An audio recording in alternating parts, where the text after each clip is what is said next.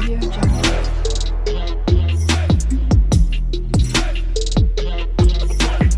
Audio Jungle. Long ago in England, there lived a businessman named Lemuel Gulliver. One day, he decided to travel to the South Seas with his friends. The sea was rough and violent storms struck their old battered ship. All the sailors, including the captain, drowned. Even Gulliver's friends could not be found. Gulliver was saved only because he held on tight to a large wooden log.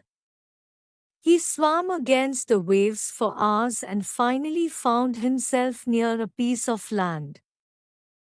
Gulliver didn't find anything on the shore except a few shrubs and trees. He was very tired from his long swim and soon fell into a deep sleep on the soft grass. When Gulliver woke up, he found that his arms and legs had been tied to the ground. Thin scratchy ropes were slung across his shoulders and chest and would not let him move. Then he saw a couple of tiny men dressed as soldiers walking on his chest. And these tiny men could talk. They had captured Gulliver and took him as their prisoner. They told Gulliver that they were taking him to their capital city called Lilliput. Hundreds of Lilliputians thronged around to see this giant. They fed Gulliver tiny green apples and bright yellow bananas and built a platform with wheels to start their long journey towards Lilliput. They arrived in the capital city. Gulliver was astonished to see an entire world of tiny trees, houses, animals and men all around him. And then he was brought before the king. He knelt down before the king and asked him if he could stay in Lilliput. The Lilliputians no longer thought that Gulliver was a giant sent to destroy them. They started to trust him. One day, the king invited Gulliver for his birthday celebrations. Suddenly, a fire broke out in the palace.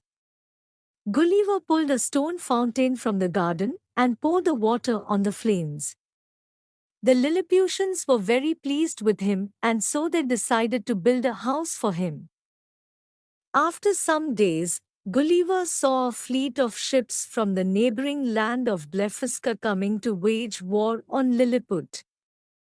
Gulliver waded through the water to stop the Blefuscan attack. The spears hit Gulliver like tiny needles and had no effect on him. He took a deep breath and blew hard, and the ships toppled over like little toys.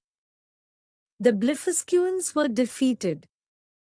Gulliver was declared a national hero and a huge celebration was held in his honor. Then one morning, as Gulliver was sitting by the sea, he saw a huge log floating out on the water, and he was reminded of his family. Gulliver expressed his wish to the king to return home. The king ordered his men to build a ship for him. The Lilliputians used the log to make a beautiful boat. All the Lilliputians gathered on the dock to bid farewell to Gulliver. They gave him some animals as gifts: cows, horses and sheep. They made sure that he had sufficient food and other necessities for his long journey. Gulliver bid the Lilliputians farewell. Gulliver was sailing for many days until finally he spotted a ship. They rescued him and brought him home to England. His friends were amazed to see the tiny animals. Gulliver told them of his adventures in the land of Lilliput, and because his memories were so fond, Gulliver decided that he would travel back to Lilliput again soon.